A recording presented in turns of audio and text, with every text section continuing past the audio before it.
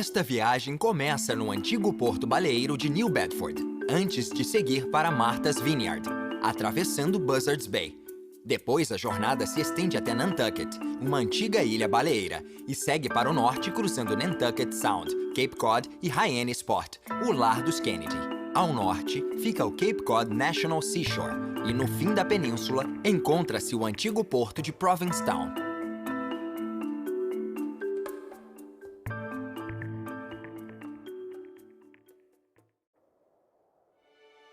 New Bedford, na costa sul de Massachusetts, tem o apelido de Whaling City, ou Cidade Baleeira, porque no século XIX este era um dos maiores centros baleeiros do mundo.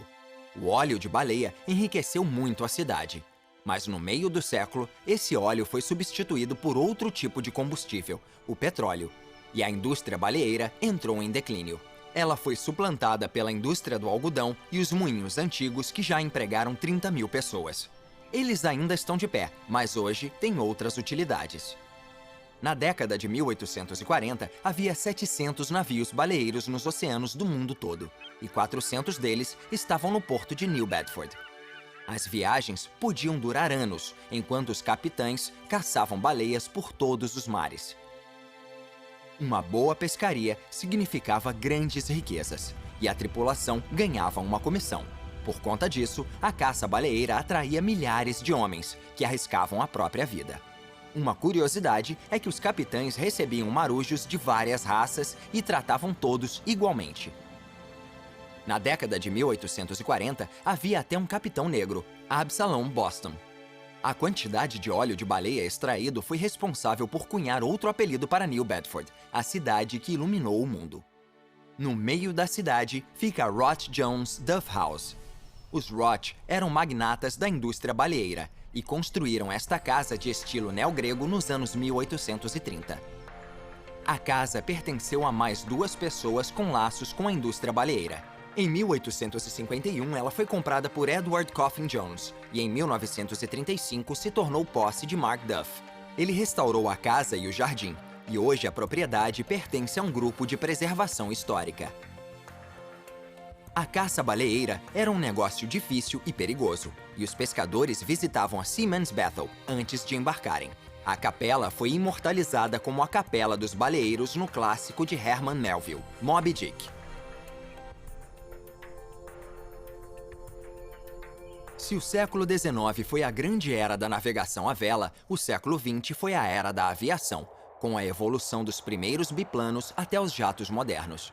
A Wings of Freedom Tour chegou ao New Bedford Regional Airport para um show aéreo. A Collins Foundation opera 3 aeronaves da Segunda Guerra. A organização foi criada em 1979 para preservar os aviões e mantê-los no ar como parte da história viva. A Wings of Freedom Tour homenageia os pilotos que voaram na guerra e educam as gerações mais novas. Os visitantes podem entrar nas aeronaves e quem tiver um bilhete pode fazer um voo de 30 minutos. Este é o bombardeiro B-25 Mitchell. Este é o B-17 Flying Fortress. É um dos 14 ainda capazes de voar. Atrás está o B-24 Liberator, o único modelo restaurado que ainda voa.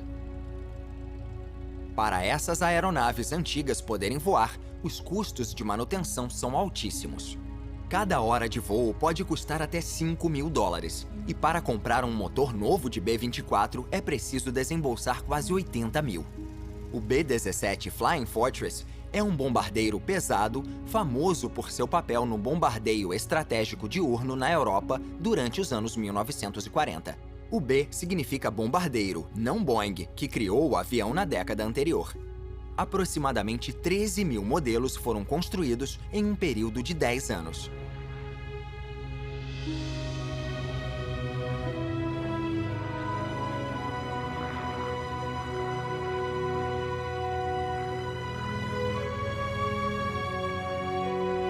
O B-25 Mitchell é um bombardeiro médio, famoso pelo ataque do Little no Japão como uma retaliação por Pearl Harbor em 1942. Ele entrou em serviço em 1941 e quase 10 mil modelos foram construídos. O B-24 Liberator é um bombardeiro médio usado em combates na Europa e no Extremo Oriente. A ideia era produzir o avião em massa e, em seu auge, uma aeronave ficava pronta por hora. A produção total foi de 19 mil modelos.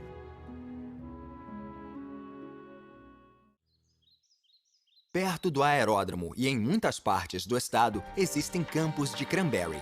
Este arbusto anão verde é encontrado em pântanos ácidos e colhido de uma forma incomum.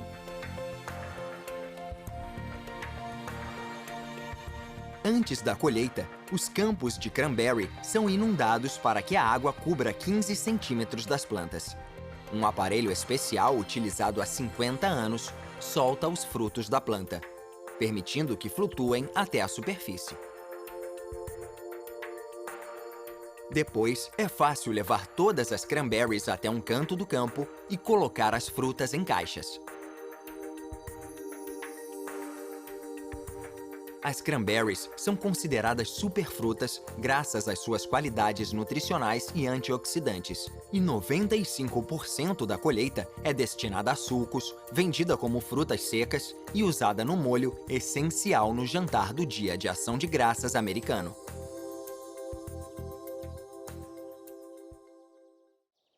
Na ponta do Butler Point encontra-se um dos poucos campos de golfe na Nova Inglaterra, o Kitansett Club.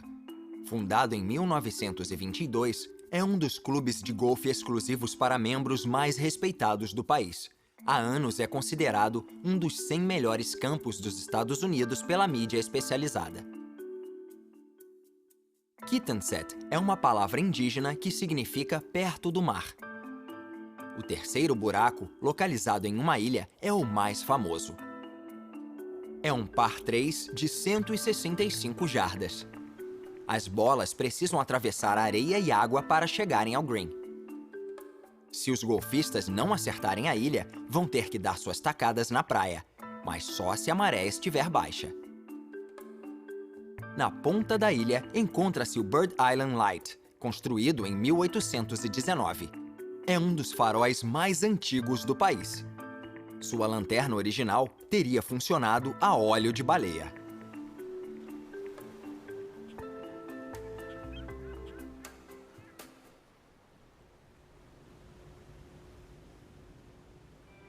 Na grande era da navegação à vela, a baía estava cheia de navios negociando com a Europa e o Oriente, assim como de embarcações baleeiras saindo ou aportando com sua carga de óleo de baleia. No meio da Buzzards Bay encontram-se as Elizabeth Islands. A maior ilha é a de Notion, que é propriedade particular e protegida por um fideicomisso familiar. 7 das 9 ilhas do arquipélago pertencem à mesma família. A ilha de Nashawina é a segunda maior e tem uma população oficial de apenas 2 pessoas. No fim da corrente fica a ilha de Cuttyhunk, o local do primeiro assentamento inglês na Nova Inglaterra, estabelecido por volta de 1605. No sul da Buzzards Bay estão Martha's Vineyard e as colinas de Aquina. Deste litoral, os índios Wampanoag saíam para caçar baleias centenas de anos antes do auge da caça baleeira do século XIX. Os claros penhascos de giz são tombados porque fazem parte dos mitos e da espiritualidade dos Wampanoag, que constituem a maior parte da população local. Por conta do giz, o mar tem uma cor verde-água, principalmente quando as ondas arrebentam no litoral. De vez em quando, é possível ver um tom avermelhado quando as ondas encostam nos penhascos. No topo, encontra-se o farol Gay Head, construído em 1850 para substituir o anterior, do fim do século XVIII. A erosão estava fazendo com que ficasse perto demais da beirada dos penhascos. O farol novo tem uma altura menor para que a luz, que pode ser vista a 30 km de distância, ficasse abaixo da perigosa neblina frequente na baía.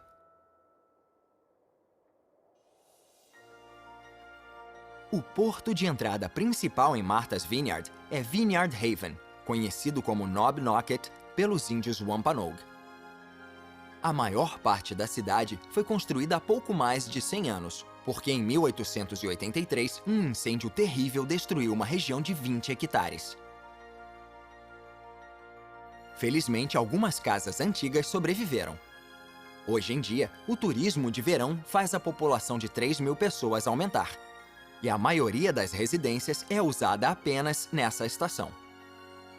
O aluguel de casas à beira-mar pode custar mais de $1.500 por semana. Durante a grande era da navegação à vela do século XIX, o porto era um dos mais movimentados da Nova Inglaterra, porque tinha uma posição estratégica para transporte costal. Em 1845, aproximadamente 14.000 navios passaram por este porto. Na costa leste de Martha's Vineyard está o Oak Bluffs, o primeiro centro de turismo no início do século XIX, quando a cidade se chamava Tent City. Membros da igreja metodista vinham todo verão, armavam as barracas e faziam reuniões a céu aberto. Choupanas vieram a substituir as barracas, e Oak Bluffs foi criada. Durante os meses de verão, um serviço de barcas faz o translado entre Cape Cod e a ilha, levando turistas que aumentam a população local de 15.000 para 150.000 pessoas. Ao longo dos anos, Martha's Vineyard se tornou o lugar favorito dos ricos e famosos que têm dinheiro para comprar as casas de praia a preços milionários. Edgartown é a maior cidade de Martha's Vineyard e fica em frente à ilha de Chappaquiddick, que ficou internacionalmente famosa em 1969, quando o senador Edward Kennedy foi processado por não relatar um acidente. Seu carro caiu da ponte Dyke e sua passageira Mary Jo Kopechne morreu afogada. O incidente escandalizou o país.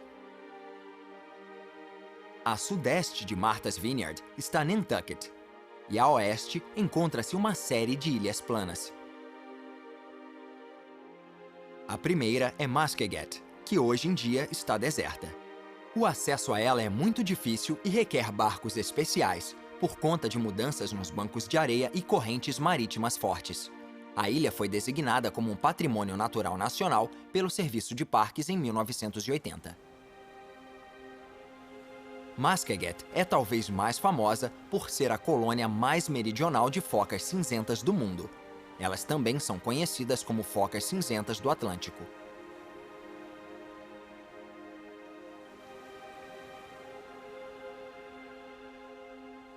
A ilha é uma das principais colônias de focas na costa da Nova Inglaterra, e um ato do Congresso de 1972 proibiu a caça.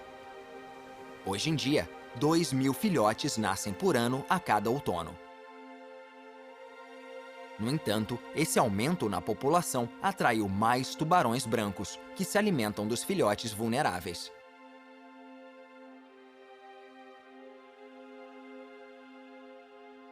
A ilha de Tackernuck pertence a seus habitantes de verão que moram em suas 35 casas. A ilha não tem estradas pavimentadas nem serviços públicos. A água vem de poços e a eletricidade de geradores a gás e painéis solares. Para o transporte, são usados carrinhos de golfe.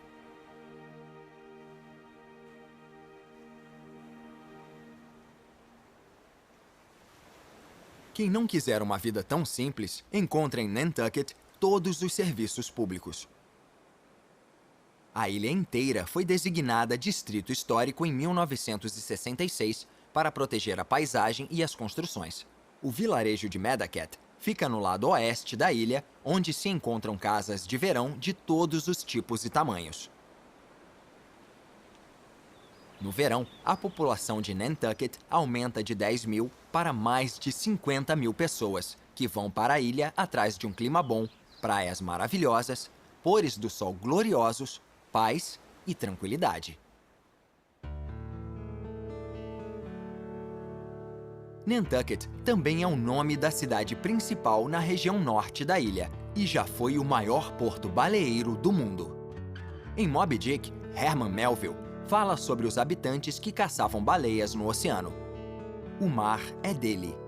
Ele é o dono, como imperadores mandam em impérios. Um enorme incêndio abastecido por óleo de baleia destruiu grande parte da cidade em 1846. o mesmo destino que Vineyard Haven teria 40 anos depois. Junto com o declínio da indústria baleeira e o assoreamento do porto, esse incidente acabou com a cidade. Foi só com o início do turismo no meio do século XX que Nantucket voltou a melhorar.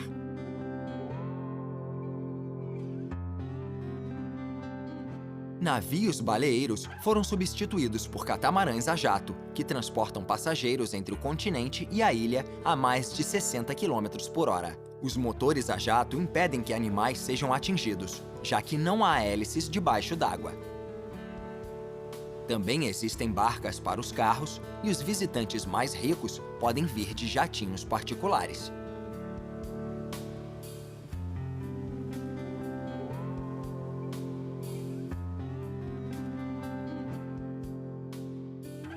É claro que o preço das propriedades em Nantucket, tanto para alugar quanto para comprar, é muito alto. Algumas residências podem custar mais de 20 milhões de dólares, e até mesmo um apartamento pequeno sai por 200 mil. O aluguel de uma casa à beira-mar sai por até 20 mil dólares por semana. Nantucket é um lugar recreativo caríssimo.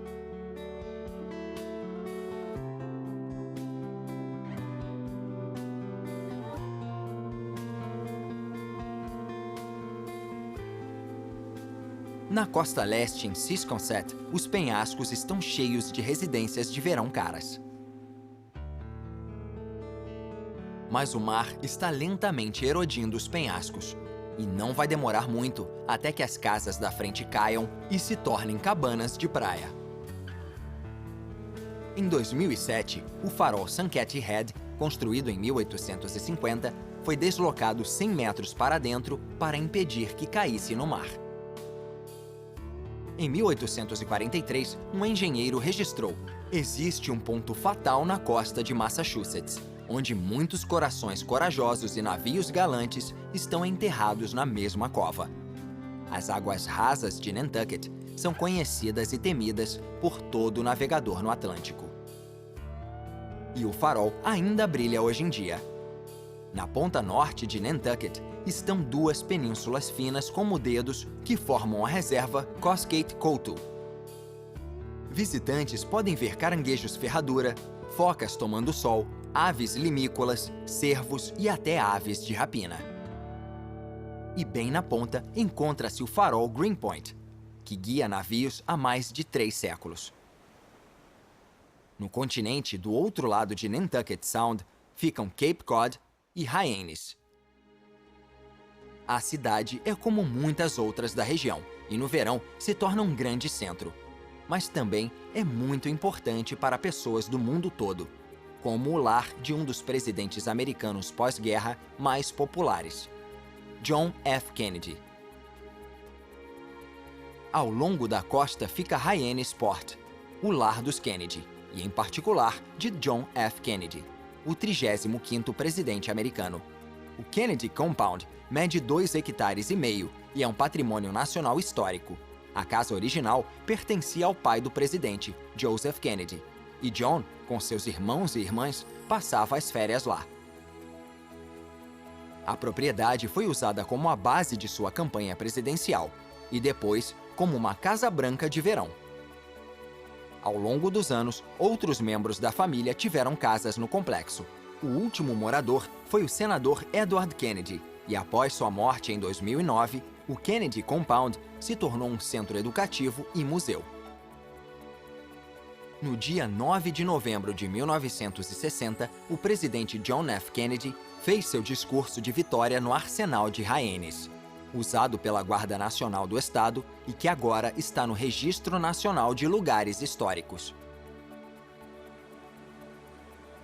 Após o assassinato trágico do presidente em Dallas em 1963, um pequeno parque foi dedicado à sua memória.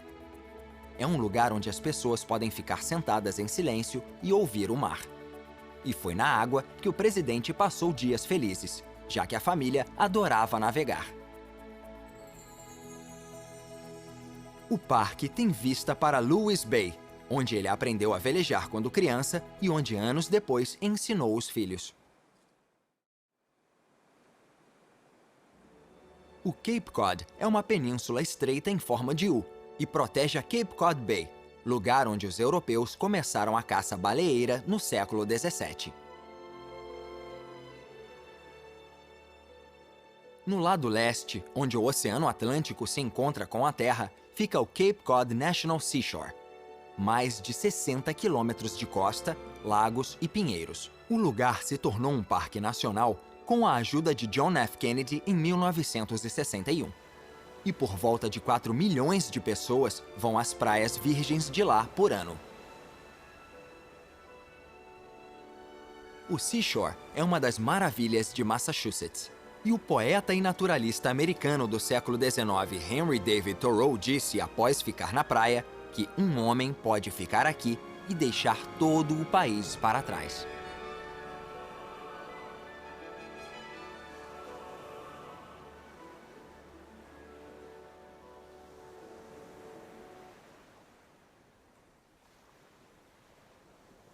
O Cape Cod National Seashore acompanha a curva da península até o fim. Na ponta norte fica Provincetown, que tem uma história que data do início do século XVII e da chegada dos primeiros peregrinos.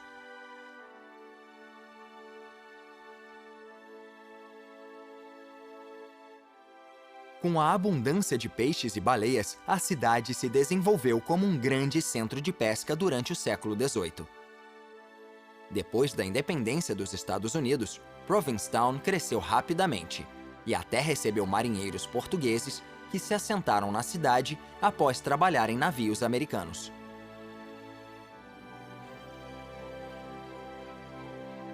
No fim do século XIX, Provincetown estava se tornando um reduto para escritores e artistas.